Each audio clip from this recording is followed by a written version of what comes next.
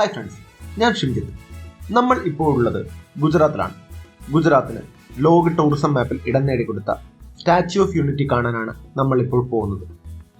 ഗുജറാത്തിലെ വഡോദരയിൽ നിന്നും 90 കിലോമീറ്റർ അകലെ കേവഡിയ എന്ന ഗ്രാമത്തിലാണ് സ്റ്റാച്യു ഓഫ് യൂണിറ്റി സ്ഥിതി ചെയ്യുന്നത്. സ്വതന്ത്ര ഇന്ത്യയുടെ ആദ്യത്തെ ഉപപ്രധാനമന്ത്രിയും ആഭ്യന്തരമന്ത്രിയുമായിരുന്ന സർദാർ വല്ലഭ്ഭായ് പട്ടേലിൻ്റെതാണ് ഈ പ്രതിമ. അയൺ മാൻ ഓഫ് ഇന്ത്യ എന്നറിയപ്പെടുന്ന പട്ടേൽ ആണ് സ്വാതന്ത്ര്യം കിട്ടുന്ന സമയത്ത് നിരവധി നാട്ടുരാജ്യങ്ങളായി വിഭജിക്കപ്പെട്ട് കിടന്നിരുന്ന ഇന്ത്യയെ ഒറ്റ രാജ്യം ആക്കി മാറ്റിയത്. 562 നാട്ടുരാജ്യങ്ങളെയാണ് പട്ടേലിന്റെ നേതൃത്വത്തിൽ ഇന്ത്യൻ യൂണിയനിൽ ലയിപ്പിച്ചത്. അതുകൊണ്ടാണ് പട്ടേൽ പ്രതിമയ്ക്ക് സ്റ്റാച്യു ഓഫ് യൂണിറ്റി എന്ന് പേര് നൽകപ്പെട്ടത്. നർമ്മദ നദിയിൽ സർദാർ സരോവർ ഡാമിന് അഭിമുഖമായി ഒരു ചെറിയ ദ്വീപിലാണ് ഈ പ്രതിമ സ്ഥിതി ചെയ്യുന്നത്. ലോകത്തിലെ ഏറ്റവും ഉയരം കൂടിയ പ്രതിമ എന്നുള്ളതാണ് ലോക ടൂറിസം ഭൂപടത്തിൽ ഈ പ്രതിമ ഇടം നേടാൻ കാരണം. 182 മീറ്ററാണ് ഈ പ്രതിമയുടെ ഉയരം, അതായത് 597 അടി. ചൈനയിലെ 153 മീറ്റർ ഉയരമുള്ള സ്പ്രിംഗ് ടെമ്പിൾ ബുദ്ധ ആണ് ഉയരത്തിന്റെ കാര്യത്തിൽ 2ാം സ്ഥാനത്ത്. 93 മീറ്റർ ഉയരമുള്ള സ്റ്റാച്യു ഓഫ് ലിബർട്ടിയാണ് 3ാം സ്ഥാനത്ത്. വിജയവാഡയിലെ പരിതല ആഞ്ജനേയ ക്ഷേത്രത്തിൽ ഉള്ള ഹനുമാൻ പ്രതിമയാണ് ഉയരത്തിന്റെ കാര്യത്തിൽ ഇന്ത്യയിൽ 2ാം സ്ഥാനത്തുള്ളത്.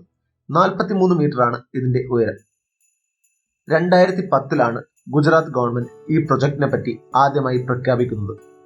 2013 ഒക്ടോബറിൽ ഇതിന്റെ പണി തുടങ്ങുകയും ചെയ്തു. L&T കമ്പനിക്കാണ് കരാർ ലഭിച്ചത്. 2700 കോടി രൂപയായിരുന്നു എസ്റ്റിമേറ്റ് തുക. ഇന്ത്യയിൽ അങ്ങോളം ഇങ്ങോളമുള്ള പട്ടേൽ പ്രതിമകളും ഫോട്ടോകളും വിലയിരുത്തിയതിനു ശേഷം ചരിത്രകാരന്മാരും ശില്പികളും അടങ്ങിയ വിദഗ്ധ സംഘം മഹാരാഷ്ട്രക്കാരൻ ആയ രാംവീർ സുതാർ എന്ന ശില്പി നൽകിയ ഡിസൈൻ അംഗീകരിക്കുകയായിരുന്നു. രസകരമായ വസ്തുത എന്തെന്നാൽ രാംവീർ സുതാർ നിർമ്മിച്ച ഇതേ ഡിസൈനിൽ തന്നെയുള്ള ഒരു പ്രതിമ ഇതിനു മുന്നേ തന്നെ അഹമ്മദാബാദ് ഇന്റർനാഷണൽ എയർപോർട്ടിൽ സ്ഥാപിക്കപ്പെട്ടിരുന്നു. നിർമ്മാണത്തിന് മുന്നോടിയായി 3 സാമ്പിളുകൾ നിർമ്മിക്കപ്പെട്ടു. ആദ്യത്തേതിന് 3 അടി ഉയരവും, രണ്ടാമത്തേതിന് 18 അടി ഉയരവും, മൂന്നാമത്തേതിന് 30 അടി ഉയരവും ഉണ്ടായിരുന്നു. ഡിസൈൻ അംഗീകരിക്കപ്പെട്ടതിന് ശേഷം 30 അടി ഉയരമുള്ള പ്രതിമയെ 3D സ്കാനിങ്ങിന് വിധേയമാക്കുകയും അതിന്റെ വിവിധ ഭാഗങ്ങളാക്കി ചൈനയിൽ വെച്ച് വാർത്തെടുക്കുകയും ചെയ്തു.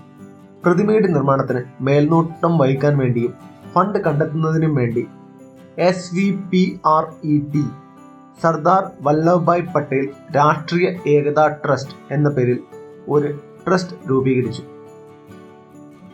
ഇന്ത്യയുടെ ഉരുക്കു മനുഷ്യന് ഒരു ഉരുക്ക് പ്രതിമ എന്നതായിരുന്നു പ്രചാരണം. പ്രതിമ നിർമ്മാണത്തിനുള്ള ഉരുക്ക് കണ്ടെത്തുന്നതിന് വേണ്ടി 2016 സ്റ്റാച്യു ഓഫ് യൂണിറ്റി മൂവ്മെന്റ് എന്ന പേരിൽ ഒരു സ്ക്രാപ്പ് കളക്ഷൻ ക്യാമ്പയിൻ നടത്തി. 135 മെട്രിക് ടൺ സ്റ്റീൽ ആണ് ഇങ്ങനെ സംഭരിച്ചത്. ഇതിൽ 109 മെട്രിക് ടൺ പ്രതിമയുടെ ഫൗണ്ടേഷന് വേണ്ടി ഉപയോഗിച്ചു. പ്രതിമയുടെ നിർമ്മാണ ചെലവിൽ 500 കോടി ഗുജറാത്ത് സ്റ്റേറ്റും 200 കോടി കേന്ദ്ര ഗവൺമെന്റും ആണ് വഹിച്ചത്. ബാക്കിയുള്ള തുക പബ്ലിക് സെക്ടർ കമ്പനികളുടെ സോഷ്യൽ റെസ്പോൺസിബിലിറ്റി സ്കീമുകളിൽ നിന്നും ആണ് കണ്ടെത്തിയത്. നർമ്മദ നദിയിലെ സാധുബെറ്റ് എന്ന ദ്വീപിലെ പാറക്കെട്ട് ഇടിച്ചു നിരത്തിയാണ് പ്രതിമയുടെ ഫൗണ്ടേഷൻ സ്ഥാപിച്ചത്.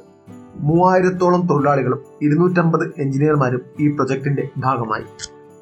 നിർമ്മാണത്തിന്റെ ആകെ ഉയരം 240 മീറ്ററാണ്, അതായത് 790 അടി. ഇതിൽ 58 മീറ്റർ എക്സിബിഷൻ ഹാളാണ്. ബാക്കി 182 മീറ്റർ ആണ് പ്രതിമയുടെ ഉയരം. 182 എന്ന നമ്പർ തിരഞ്ഞെടുക്കാൻ ഒരു കാരണമുണ്ട്. ഗുജറാത്ത് നിയമസഭാ സീറ്റുകളുടെ എണ്ണമാണ് 182. ഭൂമികുലുക്കത്തെയും കൊടുങ്കാറ്റിനെയും അതിജീവിക്കാൻ പറ്റുന്ന രീതിയിലാണ് പ്രതിമയുടെ നിർമ്മിതി. 180 km/h വേഗതയിലുള്ള കാറ്റിന് വരെ പ്രതിമയ്ക്ക് അതിജീവിക്കാൻ കഴിയും. അതേപോലെ റിക്ടർ സ്കെയിലിൽ 6.5 വരെയുള്ള ഭൂമികുലുക്കത്തിലും പ്രതിമയ്ക്ക് ഒരു പോറൽ പോലും ഏൽക്കില്ല. 57 മാസം കൊണ്ടാണ് പ്രതിമയുടെ നിർമ്മാണം പൂർത്തിയായത്. 2018 ഒക്ടോബർ 31 വല്ലഭായ് പട്ടേലിന്റെ ജന്മദിനത്തിൽ പ്രധാനമന്ത്രി പ്രതിമ പൊതുജനങ്ങൾക്ക് തുറന്നുകൊടുത്തു. സ്റ്റാച്യു ഓഫ് യൂണിറ്റി കാണാനെത്തുന്ന സന്ദർശകർക്ക് ഒരു ദിവസം മുഴുവൻ ചിലവഴിക്കാനുള്ള വിഭവങ്ങൾ ഇവിടെയുണ്ട്. Sardar Sarovar dam, valley of flowers garden, cactus garden, butterfly garden, Zarwani waterfalls, Shoolpaneshwar wildlife sanctuary, Garudeshwar temple, Neelkanth dam, Ekta nursery, children nutrition park, jungle safari, Vishwavan തുടങ്ങിയവ ഇതിൽ ചിലതാണ്.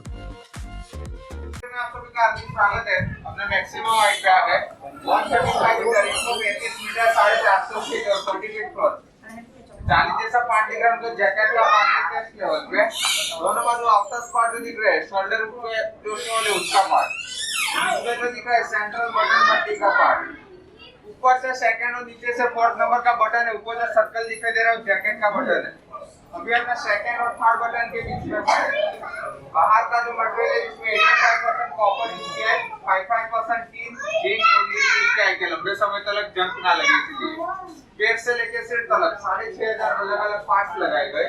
हर एक पार्ट को नंबर दिए गए जो आपको येलो स्टिकर में दिखाई देगी। इन फ्यूचर कोई भी पार्ट डैमेज होता है तो कलेक्टर के नंबर से इजीली रिप्लेस कर सके इसलिए टैग दिए गए। 1700 मेट्रिक टन ब्रॉन्ज क्लीन करने में आया बाहर का आवरण जिससे अपने स्टैचू के कपड़े कह सकते हैं।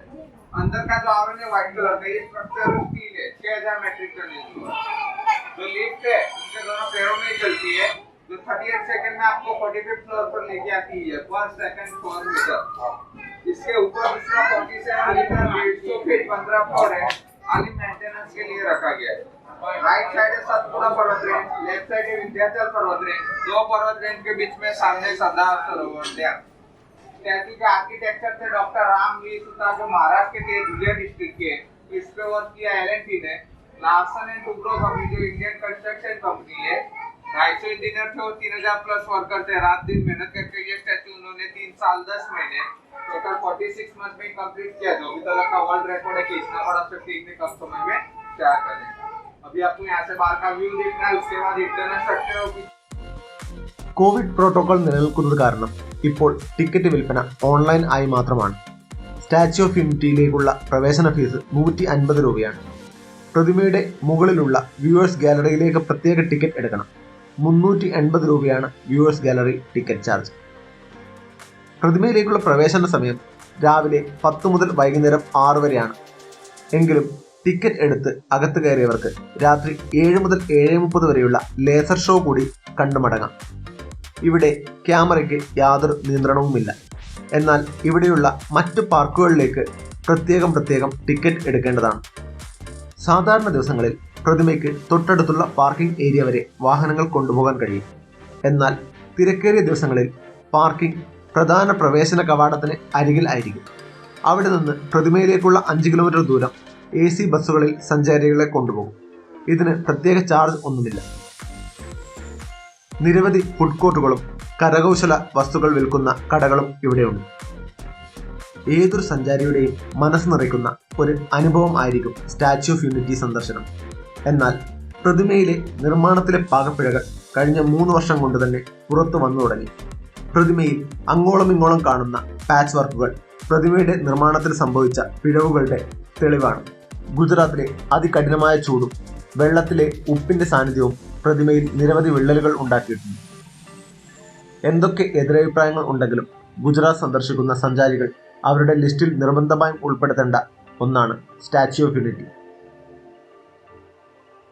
സ്റ്റാച്യുവിൽ നിന്ന് തിരിച്ചുള്ള യാത്ര അടുത്ത വീഡിയോയിൽ കാണാം. Thanks for watching.